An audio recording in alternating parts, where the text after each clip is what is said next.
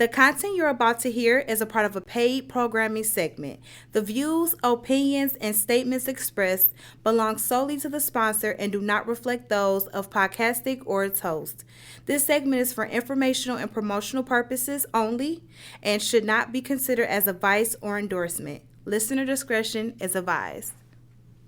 One step closer, you got to get one step closer. Closer to love, closer to God, closer to who you want to be in life. Why? You got to get one step closer. Closer to love, closer to God, closer to who you want to be in life. Take one step at a time to reach your goals. Ooh. Hey everybody, happy Thursday. Thank you so much for joining me at the table. I have another great episode for you today. I want to say first, Happy New Year. I think this is probably my first episode since the new year has gotten in, so definitely want to say Happy New Year to you all. Hope 2026 is starting off okay and all right for you. So I'm going to jump right into the bio so I can go ahead and introduce my special guest. So Dr. Yusef Shakur is a father, scholar, filmmaker, and community organizer shaped by Black maternal love, political consciousness, and lived experience. After his release from prison 25 years ago, he transformed his life through education, organizing, and deep community engagement, coining the concept of redemption and Black transformation to describe his journey from street life to Black organic intellectual. He is the creator of the award-winning documentary Redemption Road and the first Black and formerly incarcerated executive director of the Michigan Roundtable for Just Communities, where he builds just and beloved communities rooted in healing, power, and collective responsibility. So if you can, give a warm welcome to my special guest, Dr. Yusef Shakur. Thank you for having me. Thank you for coming. How are you doing today? I'm doing great. That's good. Man. I think my second time here, so I'm still like a virgin over here. So listen, it's good. It's good. With me. Thank you so much for coming on. So when I was reading your bio, a lot of things stuck out to me. You have an amazing story. So I do want to definitely go ahead and we can start with the meat of the subject, and that's being released from prison 25 years ago. How is life now? Being free for 25 years. What does freedom look like? How would you describe that now, being free? Thank you for that question. I think it's more layered, and I don't want to get over intellectual with it, but are we ever free? Right. That's the one. Yeah. So Malcolm X once said that I was in prison long before I was ever incarcerated. And so when you think about it in that way, many of us are more incarcerated than those who are actually incarcerated physically. Like my father, he's been in prison 40 years. But his mind is free. So from that vantage point, mentally and spiritually, I'm free. Physically, I'm still incarcerated in some form or some fashion.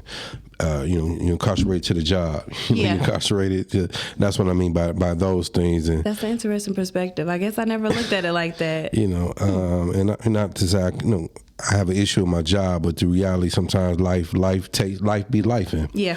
And it takes a toll. So and this was the parallel I'm trying to introduce of incarceration and home and what freedom looks like. And so freedom for me is after a long day, coming home, hanging with my dogs. Yeah. And when I'm literally my dogs at my house, watching TV, reading a book. Freedom looks like when I'm driving, even on my way to work, but I'm sightseeing. Like my mind is free from the bullshit. That's good. So I know you said that you feel like people that are incarcerated have more of a free mind. Do you mind going a little bit deeper into that? Are they maybe free as in the time essence of it, or not just having to deal with the worldly views that we kind of have to deal with?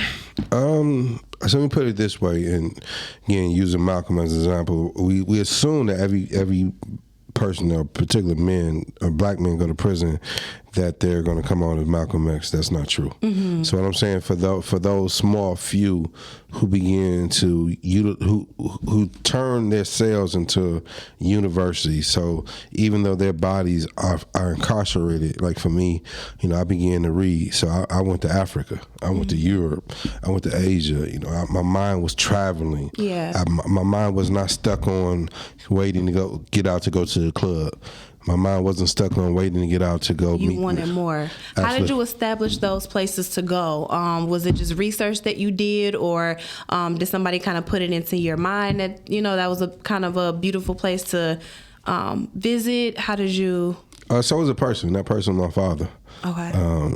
My father was someone who I met in prison. And so when I say I met in prison, I knew of him prior to going to prison, but as a father, that's who I met in prison. And the ability to be able to, that relationship that we developed, he taught me how to value books. And so books and education is two different things. My mother taught me the importance of education. Did I value it? No. Because obviously I ended up doing other things. And so in valuing those books brought me back to the point of valuing the education that my mother had instilled in me. And so in prison, reading books and multiple books, it just took my mind all around the world, took me through history, and it just helped reshape me to become who I am today. That's good. And that's very interesting. You even meeting him in prison. So when you did meet, I know you said you met him prior to, but when you were in prison, were you able to see him as just a man and not a father, or as a dad? Were you just able to see him as a person? So let me contextualize like this. I knew my father was in prison prior to me going there, but like I said, we had no relationship. When you go to prison, most of us won't say this, where again, prisons are nothing but a reflection of the streets. Mm-hmm. There's dope there, there's violence there, there's sexual exploitation there, there's drugs. It mirrors each other, right? And so it's easy to get caught back up in those things. And as you're getting caught back on those things, it's producing the same type of mentality, the same type of behavior. It's just in a very small segment and very controlled environment. So I'm finding myself in and out of the whole solitary confinement. So my last time at that particular prison, which is my seventh time, I got to do better, but I don't know how to do better. Yeah. And I can't go to my homies because they don't know more than me, or the people I'm just meeting, I don't trust them. But again, the questions I'm asking, I don't have the answer. So I'm like, fuck it, let me write my father. Mm-hmm. And I don't know if he's going to be able to give me the answers, but I'm betting on hopefully this lifeline that I'm throwing, that he will catch it. And that was the best decision I made. That's but also just to show you my ignorance, it never entertained in my mind, when I wrote that letter, when my father got it, how he would feel. Yeah. Damn, my son followed me to prison. The agony, the hurt, the pain, disappointment. And it's we never think about that perspective, because we always look at it from the giving part, but the receiving part is big too. And then also, when you're coming out of this, the thing of the streets, where it warps you into dehumanizing yourself, where you no longer see yourself as a human being. Mm-hmm. And so to your point, you don't have empathy, you don't have sympathy, you don't know how to feel what others feel, because those things have been evaporated out of your body. Mm-hmm. So dehumanizing in a way that's interesting. So how is fatherhood for you as far as now, becoming a father and reshaping your priorities? Did it help any? Is it something that you want to pass on as far as any type of advice that you maybe want to give to fathers out there for making an impact as yours did for you? That's a great question. I think fatherhood is like life. It's different for everybody. Mm-hmm. I have two sons, and so each of my sons was born out of the different segments of my life. So my first son, D'Angelo, was born right before, prior to me going to prison. So he grew up in the midst of that reputation. And my second son, Kobe, he's born post prison. So again, there's a Joseph, then there's a Yusef, and so he's grown. And you could see the difference in each of them. Also, what we learn in parenting in general, we tend to fuck up a lot of times, unfortunately, with the first child. And even sometimes with the second child, it's only about the third child. It's about getting it right. We figured it out. But I think fundamentally, we always hear, like, I want to give my child what I didn't have. We think about it from a materialistic standpoint. I think the biggest thing that you can give your child you didn't have is from a spiritual, from an emotional standpoint. I love that. Yeah. So would you feel like generational wealth is further beyond just the financial part of it? Oh, man, you went there. I think generational wealth is, what's the word I want to say? It's beyond out of our reach. What I mean beyond out of our reach, it's not unrealistic. And I think we have to redefine what generational wealth. So again, for me, generational wealth is being present in my family life. Oh, for sure. And from there, it can produce versus you're so dedicated to wealth that it produces a mentality where you just it's all or nothing. Yeah, or it corrupts the character of the person. So that's big too. Correct. So that's why I'm making that. I have no problem with wealth. I have a problem with the mentality that comes with trying to get wealth. That's good. Trying to correct those wrongs. Yes. So what inspired a redemption road? My father, my mother. And, just being able to look at my life and where I've been, and I think that I'm not the only person with a redemption story. There's people before me, now in the present, while me, and possibly after me. But I think uniquely the way I talk about redemption is uniquely different. That's why Redemption Road, it comes out of vulnerability. Redemption Road is not just because Yusef's better, but because Yusef, set with his vulnerability and still sits with his vulnerability to produce redemption. And now what I'm on is called reckoning. I'm reckoning, consolidating with myself the things that I didn't understand as a youth, as a man, and as a continued growing man. That's good. And I think that's really good too, the redemption part, because you gave your version of it, but then you said earlier that everybody that makes it out isn't going to be a Malcolm X. And I think that that's important, like you said, just for the redemption.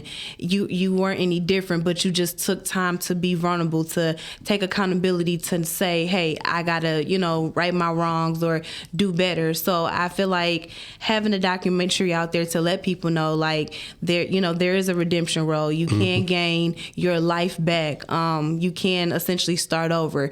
You won't be starting from scratch. You'll be starting from experience. So I definitely feel like that is good. So what was one of the maybe more trickier of stories to tell within the documentary, or what is one that hit home as far as a part for you?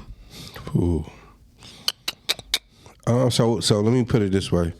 The film had went through like 3 different iterations. Okay. And this iteration, what hits home is two segments where in the first 2 versions didn't talk about the death of my son's mother, the murder, and while I was in prison. So uplifting that and then transitioning into our son, and as I mentioned earlier, him growing up in the reputation of that, me looking to break the cycle of incarceration, me feeling abandoned by my father. Here now I abandoned my son, and also just I lost my mother a couple of years ago. So looking at the film now, hearing her voice, hearing her passion, her wit, and things. So those 3 things stand out. And actually on the 4th, I'm laughing because it's my colleague. So there's a part in the film where what's the quote is, I'm pretty much saying I'm working, I'm doing my best, but when it's time to raise money, motherfuckers gone. Yeah. When it's time to pay the lights, and you can't see them, sure. But they pat you on your back, they loving you, but they not there, and that's been the biggest struggle. Because again, that puts you on the platform, and they'll snatch that motherfucker from you, and then fall and want to take your place. But in reality, I'm nothing as an individual. I can tell you all the great stuff I've done as an individual, but I'd rather tell you all about the great stuff we've done collectively. That's what motivates me. For sure. So, what does redemption look like for you in real life, in a daily practice? I know it's something that you have to put out there more so for your story, but what does your walk every day look like as far as redemption? Man, you tell me, man, you getting deep and shit. like I'm in. You supposed where the couch at? I'm supposed to be like I'm on the couch. So you could have warned me about this. Oh man, I mean, redemption looks like for me every day is actually. It's not what you read. It's not what you see on Facebook per se. I'm gonna give an example. As a young guy from my neighborhood. Actually, he's related to my son, my older son. He go through family drama and things, and him and I bump heads. And on this particular, just a couple of days, we bumped head, and man, I ain't no hoe, and like just going on a tangent, and like, nigga, I ain't no hoe either. Yeah. And I'm walking with him, and I let him get in, and he's saying everything like, but you ain't let me say nothing. You saying what you saying, but can I say something? And for me, like, I could have easily just walked off. Like, nigga, fuck you. Yeah. Like, nigga, you stand in my spot. Nigga, you over. Like, but, and it's even that was the case afterwards, I'm cool with that, but I wanted him to know I care about you. Yeah, it's bigger than that. I give a fuck about you. And that's why I'm walking with you through all this anger, all this frustration. And because at the end of the day, no one done that for me. I was just someone that people threw away. And, sometimes we again, that lifeline, like I threw my daddy, he's throwing a lifeline. But as black men, I think black people in general, grows up the way we grew up, we don't know how to ask for help. Yes. That is so big. So redemption looks like for me is, and I struggle with this because I pour so much of myself into my community, and so many other people. Like when I help someone, I'm further redeeming myself. Ooh. Because I can't. You may not like me for me breaking in your house. You may not like me for hitting your brother with a bat. Exactly. I have to live with that. Yeah. But how I redeem myself helping the next person. Yeah. And so I live with that thing every day. That's good. That is good. So I know you are very heavy in the community. And as you were saying, kind of being there, being your brother's keeper and letting him know, like, hey, I really care about you.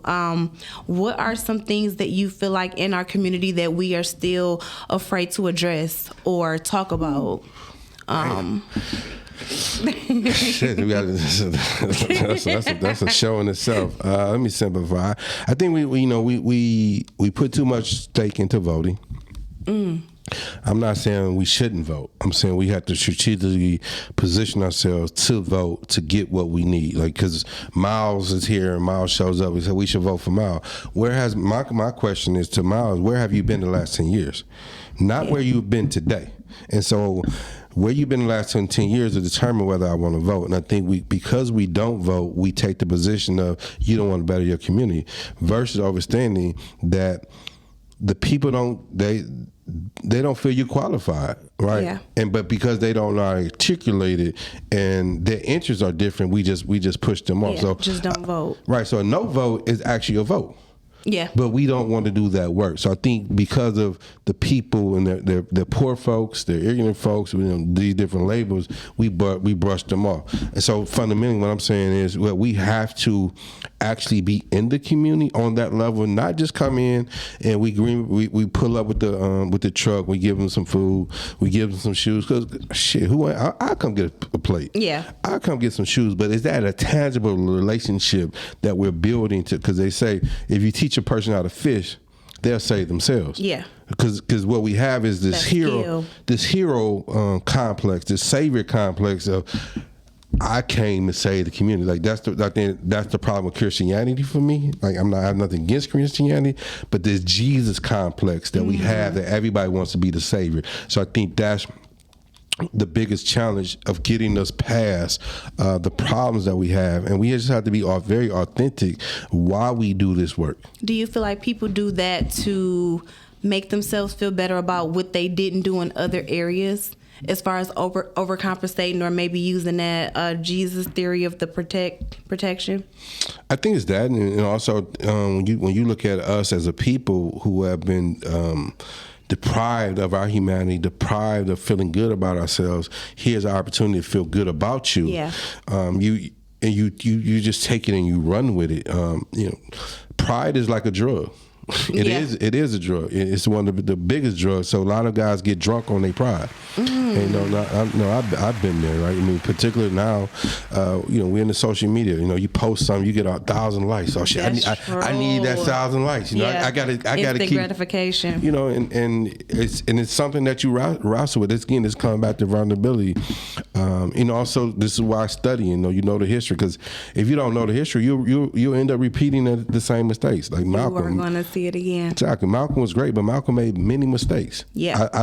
I engaged Malcolm around his mistakes first, and then about his greatness. Yeah, because we only really see the greatness part. We don't see the full picture. Exactly. So speaking of that community, what does Beloved Community demand of us personally? What do you want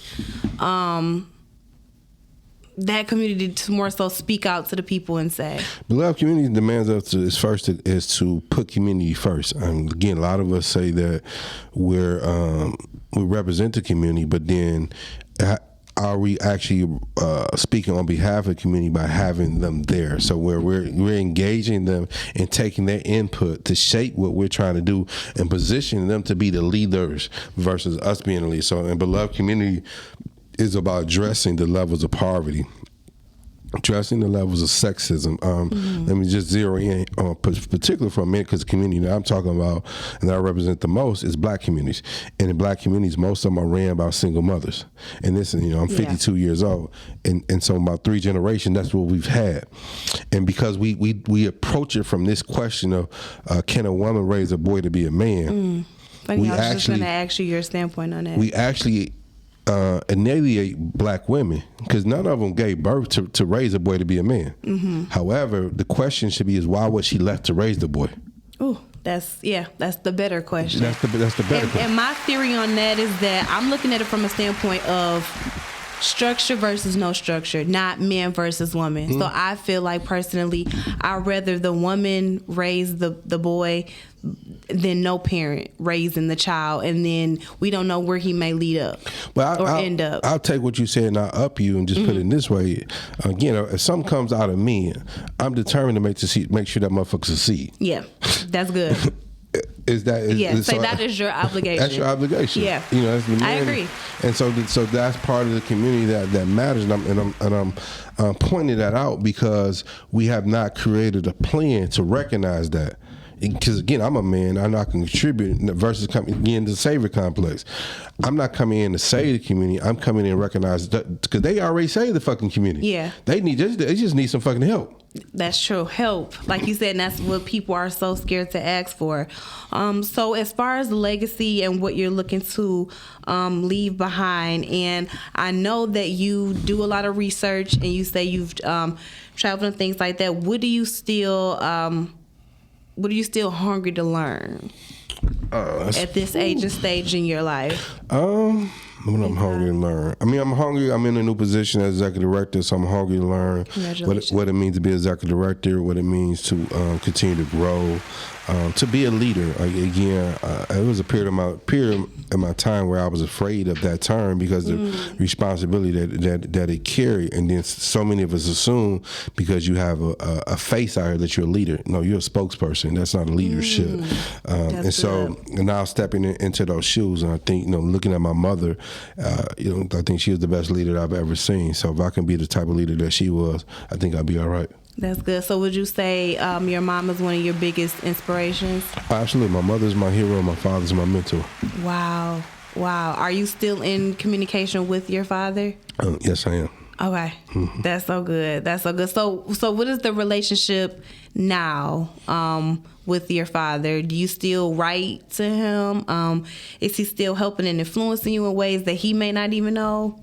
He's always going to do that, but the beauty of our relationship and the evolution of it is that the student somewhat has become the teacher. Yeah. And that wasn't necessarily the design or the goal. And so when I say the student become the teacher, also the student has become an inspiration for the teacher. So I've come home, I've earned my associate degree, my bachelor's, master's, and PhD. My father just earned his associate degree.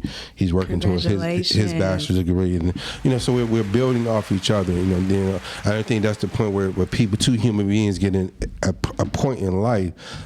Obviously, my father is my father. He's always going to be the supreme leader in that capacity, sure. But I am my own leader too, and so he yielded me, I yielded him.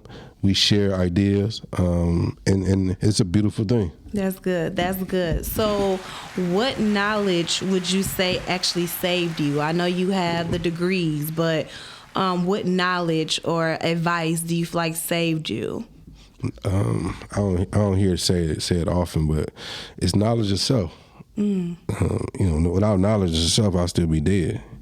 Literally and physically. So when you gain knowledge of self, you gain knowledge of who you are. And once you know who Marcus Garvey said, "People without history is dead." I think matter of fact, it might have been Malcolm. But when you have no past to look towards, why would you have a future to try to build? And so once I understood who I was, again, because I didn't know about a Fred Hampton, about a Bunchy Carter, I wanted to be like Doc Strange. I wanted to be a gang member on the block versus once I learned about them, I wanted to be a revolutionary. Yeah. But in finding that path, I've created my own path. So going back to your point of legacy, right? If I die tomorrow, people can say Yusef, he gave book bags for 20 years on my block. Yeah. Yusef love that, making a difference. Has opened up a bookstore in my neighborhood. Yusef has helped contribute to building a Mama Cool community house, right? Again, and this is like, most people can't even say my name, pronounce it, right? But because it's not about me, it's about them. And to be honest with you, I've struggled with things because again, we all humans, who don't want the grand recognition. For sure. But for me, at this point in my life, the little lady on the block, that's my grand recognition, making sure her life is safe. That's good. So is that how you want community people to remember you by? The things that you did, the impact that you made, the person that you are, not maybe you were.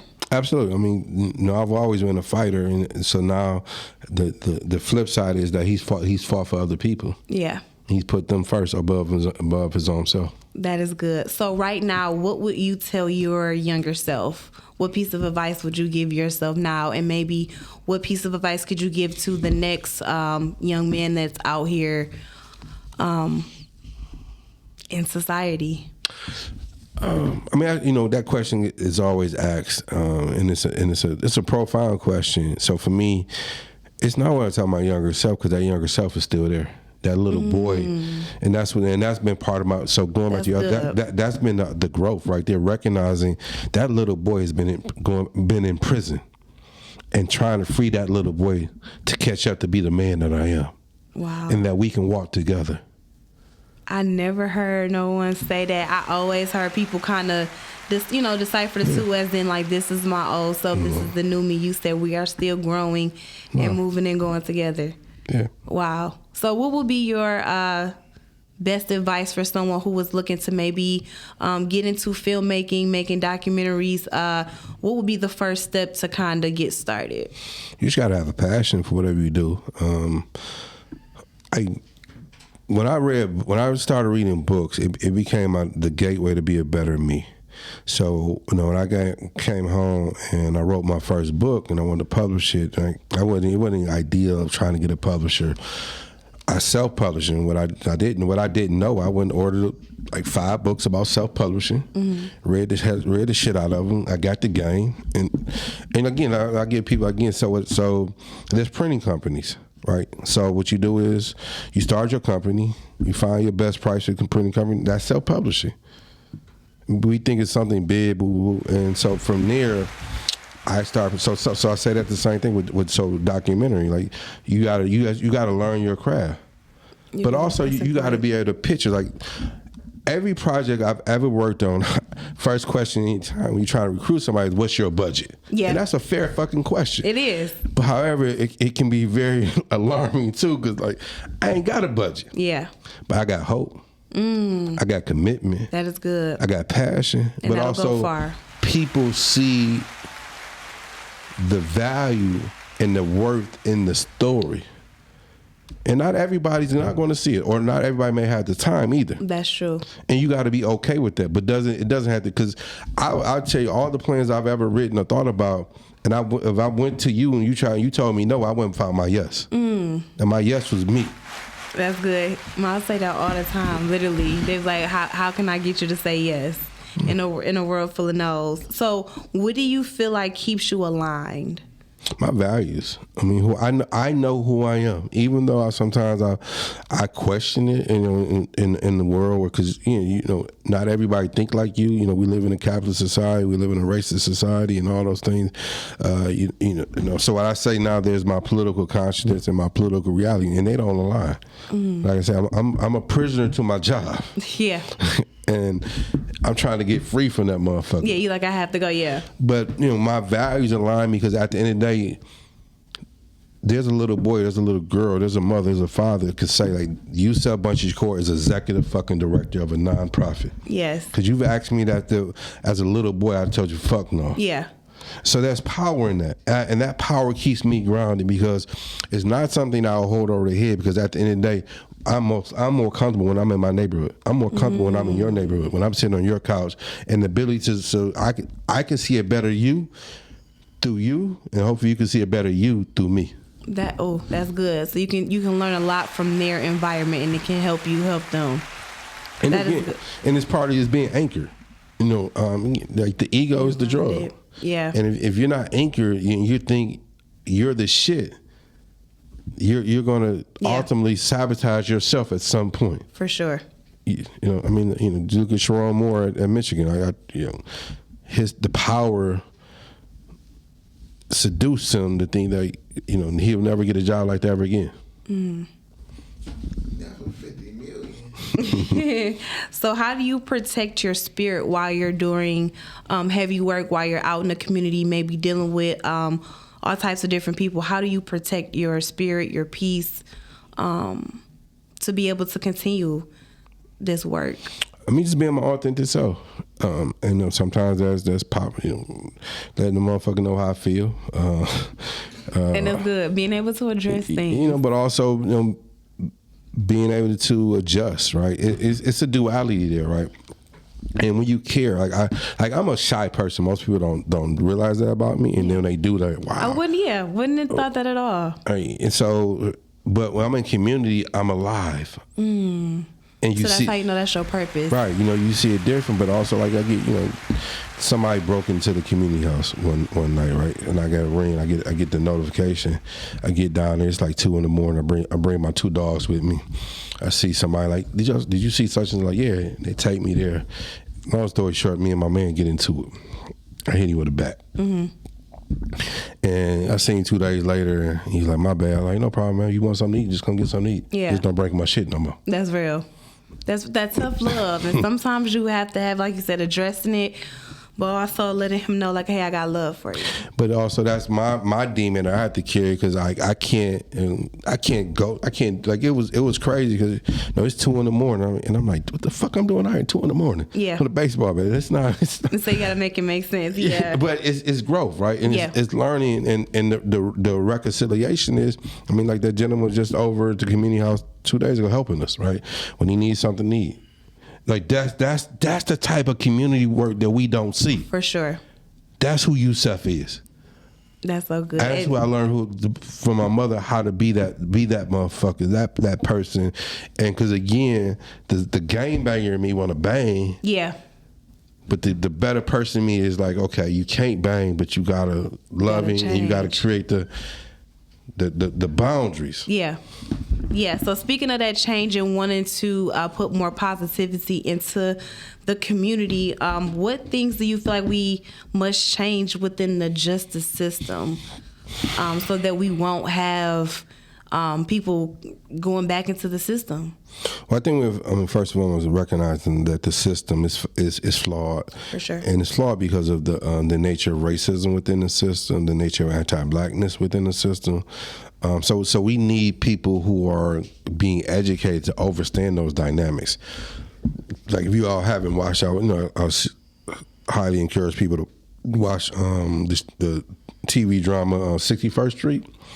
It's similar to all the dramas we watch, but it's something unique about this one where, again, the Angela Bassett's husband plays this lawyer, and he's fighting. He learns he's fighting cancer, but there's a young guy in the neighborhood who was on his way to college get caught up on some shit he had nothing to do with, but he quit his working for a public defender to represent this guy.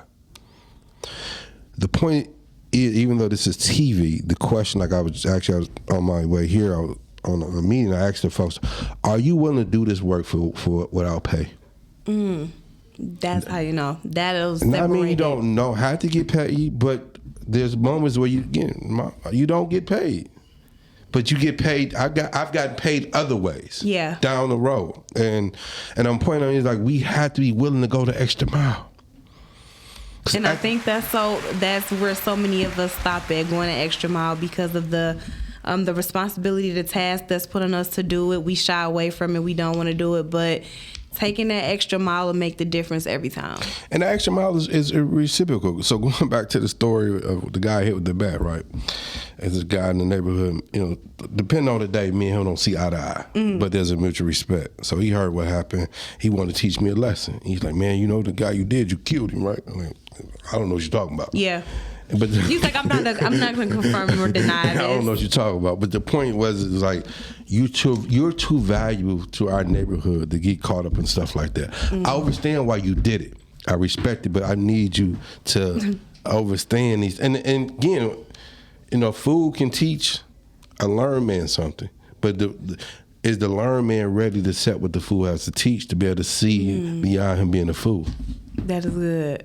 Oh, that is really good. So within your journey, what did healing first look like to you? When do you feel like you had that moment of starting the healing process? Do you feel like it was before incarceration, like knowing that you were going, during, or after?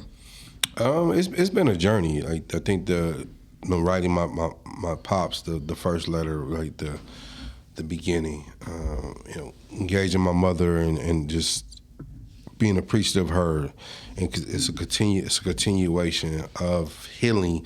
Like, we think is a one-stop shop, and healing and transformation for me are working in tandem of continuing to grow and learn. So all your questions that you've been asked so far is really have been part of that process. Because you're faced with your demons. Your demons don't go anywhere, but you have to learn how to walk with your demons. So that's what I mean, walking with that little boy, and healing that little boy heals the man. Yes, I definitely agree with that. So with the healing and the storytelling as another way of healing, how has the audience responses changed you?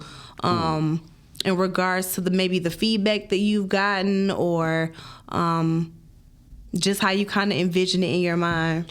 I didn't know what to expect. Sometimes it's overwhelming. I don't know how to accept the gratitude, and it's part of, like, that's the overwhelming. Like, I remember going on Mason, almost 15 years ago, and after I'm done, people calling me, and I just pull over and just start crying. Wow. And even now, with the film and people coming to me afterwards. Like, one time, the second iteration, we in Chicago, and we showing the film, and it's full of number gang members, vice lords, gangster disciples. Wow. And before we show the film, it just, the tension is so. You can feel it. You can feel it. Yeah. And I think, Miles talk about this. There's a picture that's produced afterwards. His young brother comes up. He hugs me so tight. Wow. And that right there is just, and I've experienced that multiple times, because like I said earlier, like, my story is a community story. It's just different versions of it, and it was a gateway for folks to be able to see their lives and to walk into their own vulnerability to want to become better and to know that they're not alone. Correct. That's important too. So what stories do you feel like is still untold, maybe from your perspective and or from a community standpoint, maybe some things that they shared with you? What stories are still untold? That's great. I mean, for me, I think the story that's untold is the nature of Black women of being mothers. Again, being the holding the house down by themselves. Like we so like people ask this question, like, well, if you had your father in your life, would things have been different? Probably. But again, these questions that we're asking continue to erase the person that was there. Yeah. And the person wasn't there because they were trying to be better than the man. It just it fell on my lap. So I think and because of how society operates and stigmatizes women, oh, you was a mama's boy and you too emotional, et cetera, et cetera. So we already see that as a negative. Yeah. So I think that story of what they contributed. I mean, even when you think about hip hop, right? And we just celebrated 50 years. All those hip hop artists, for the most part, was raised by single mothers. And they became something great. So that's what you said. Don't sleep on that. Yeah. And it's not about gender dynamics by any means. Like I grew up, when I say my mother's my hero, my father's my mentor, it's not erasing either. They both have played a phenomenal role in my life. Yeah. And I think none of us have come to the point where we can acknowledge both, even through their flaws. Yeah, and I love the fact that you give homage to both and you don't let your emotions take over. And just, because some people get in their emotions, be like, hey, I don't want nothing to do with them. I don't ever want to speak to them again. But the fact that you still to this day stand before us and say, hey, I love my dad, I love my mom. She was my hero and he was my mentor. Like those things that you hold strong to, it speaks true to your character. And dealing with the men and the masculinity portion of it, how do you think that we teach our boys gentleness without weakening them? Because you were talking about the stereotypes of the mama's boy or the emotions behind it. I mean, it's the same conversation of when a boy cried, you don't supposed to cry. Crying is it's being human. Yeah. I think the bigger you still be tough, but when you have grown up where this over hyper masculinity, it undermines your ability to be fully human.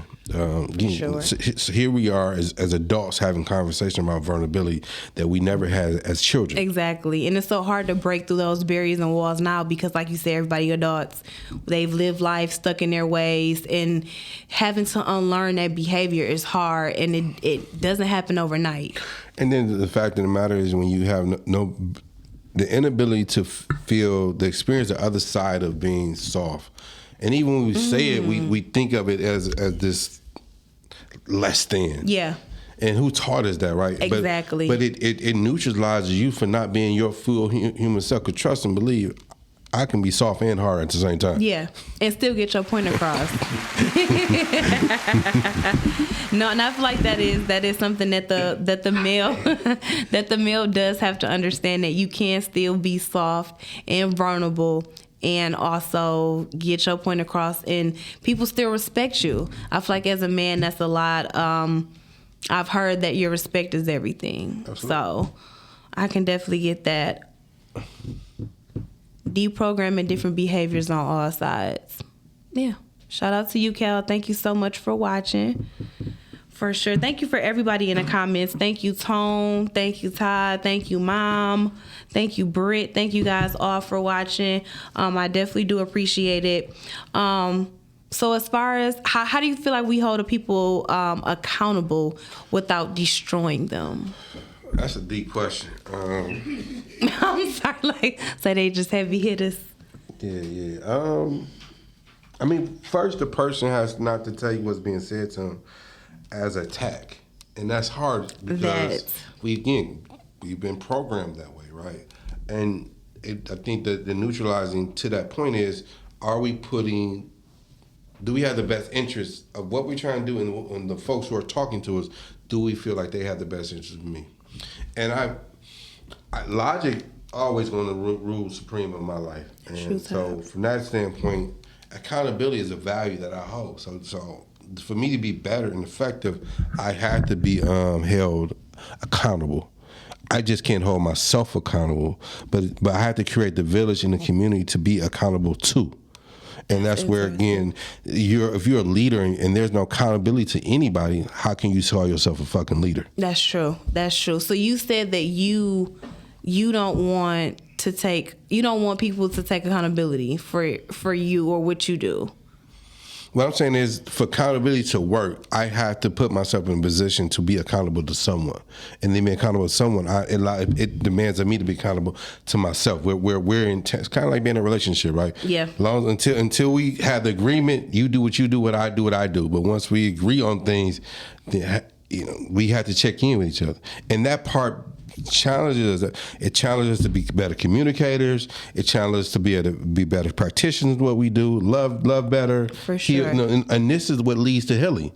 You're no longer on the island by yourself. I think that's true. That leads to healing, knowing that you're not alone, knowing that there are strength in knowing that there are strength in numbers. I definitely feel like that that definitely holds weight. So with everything that you do and all of the hats that you wear, what are some things that you do as far as hobbies, free time? What do you do for you? I'm back working out. I've been doing that for a few years now. Nice. Anytime I travel, I always find me a bookstore. I love a used bookstore. I like watching cartoons. Some of my favorite cartoons are heroic cartoons and things. So just losing myself in that, reading books, nice. Learning how to cook and things. Nice. That's so good. Look, ain't nothing wrong with a good recipe here and there. Tone said, my goal for this year is respecting perspectives and being accountable for self. And I agree with that, Tone, because respecting perspectives is a thing for me, because you ultimately want to think, okay, you're right, or at least your way of thinking is, the correct way, but learning to respect other people's perspectives. And it's like, hey, they may not be all wrong, or I didn't even think about it that way. It's an interesting perspective, and it is definitely a way to grow. So I definitely agree with that. Ty said, be stern and not disrespectful. Yeah. So he also said you got to master having a balance as a man. And I do feel like that's what life consists of, is just having a balance. Having a balance for sure. So how do you balance all of the different hats that you wear, Mr. Shakur? I don't some days. That's real. And it's just, like knowing that's the goal. And part of working out, like my trainer that I work with, he's friend, confidant, right? And he's like, man, you the quarterback. I need you at your best yeah. And so having people in your life that, I never thought that he would communicate that to me, because we never dealt with each other. So because sometimes others can see in you what you don't see in yourself. And so being able to have that balance, but that balance also removing the barriers that preventing you from being vulnerable. Just like recently, last year I went out to Oakland, California. A former Black Panther Party member was like a father to me, and I hadn't talked to him in a while. I stayed at his house, and I wanted to go see him because I just needed his energy. Yeah. Because all these things is coming at me at once, and really nothing that he said. It was just what he do and how he talks. Put life in perspective. One thing he's like, man, what did he say? He's talking about women, like, man, and he's another person that helps me deconstruct myself as a man. Like, how can you say you for community, but the most people are suffering in our community, the greatest is women. So we should be putting women first. Yes. But to put women first, then you have to look beyond yourself. For sure. Move yourself out the way to be able to see them. Yeah, I love that. And I think that that's definitely something that we should move forward to. So speaking of the love and being there, how did Black maternal love shape the man that you are today? I'll put it this way. As a man, if I can be half the woman my mother was, I'll be all right. That's so good. So that's how it shaped me. That is so good. That is so good. So, Mr. Shakur, we are kind of reaching the end of the show, but I definitely want to just give your 3 top pieces of advice to anyone that is looking to start a business, that is looking to change their life, start this year off in a better direction. What are 3 major things that you feel as though they should be looking and paying attention to? Again, this advice is just out of my own experience. It may work for you, it may not. But the reality is, if you're talking about starting a business, look at yourself. You are a business. And so how you've operated yourself will determine how you can operate your business. Where you fail will determine what you need to improve to try to start a business. And 3, to start a business, to ask yourself, why do you want to start a business? The business I've ever started, I've never written a business plan. Not because I didn't know I didn't want to. I didn't know I didn't know that's what you're supposed to do. Write a business plan. Your passion will lead you where what you don't know, and trust your instincts. But fundamentally, and throughout your personal, your business, and whatever, you gotta grow. And then again, when someone tells you no, don't accept it. You got to figure out how to go find your yes, and your yes starts with you. Yes. If you don't firmly believe in what you're trying to do, why expect someone else to firmly believe in what you're trying to do? And so in all these things, then these lessons that I've learned, it starts with loving yourself. The more you love yourself, the more that you will love what you're trying to do. And being able to have a realistic expectation of what you're trying to do. Too many of us starting out the gate is trying to be Jay-Z. Yeah. It's okay to be Common. It is. Okay, because he's still making moves too. Yes. He's still making moves too. Okay, and this is one that I wanted to ask you personally. What internal battle was harder, surviving the streets or redefining yourself afterwards? I think within that question, it goes back to what I talked about earlier. Is the little boy. Mm-hmm. I always knew the little boy, but I never named it and owned it. So, overcoming the streets is first acknowledging how the streets damaged and hurted that little boy, and helping freeing that little boy from that prison that he had been. And so, redefining myself to bring that little boy out of that cage and say, "Come walk with me." And when I feel insecure, it's because that little boy was insecure. Yeah. When I feel hurt, it's because that little boy is hurt. And so as I'm coming to being one, is bringing that little boy and defining myself. Because as Yusef Bunchy Shakur, as you said my name, and people in my, it's serious, but also how to be fun, how to be loving, and all those things in one, because this society is for black people, black men and black women who are prestige. They look at us different. There's different rules for us. For sure. Even black people have different rules for us. That is true. And so how do you adjust? We criticize the most by our own. Absolutely. And also have, that nigga's he's executive director now. He got money. He can hire me.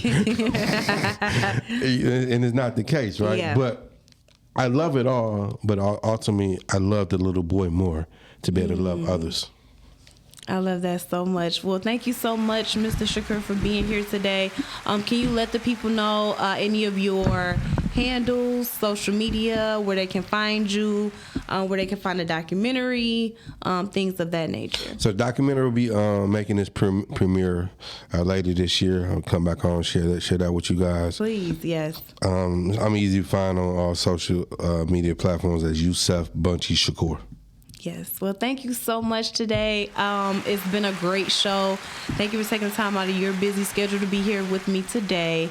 Thank you to everyone that tapped in today. This was a great show. If you missed it, definitely make sure you watch the playback because this was definitely powerful. A lot of gems were dropped today. So I do appreciate you guys.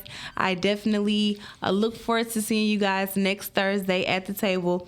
And I just want to let you know that today and every day you are one step closer to any dreams, goals, and aspirations that you have. And I will see you guys next week. One step closer, you got to get one step closer. Closer to love, closer to God, closer to who you want to be in life. Why? You got to get one step closer. Closer to love, closer to God, closer to who you want Take one step at a time to reach your goal.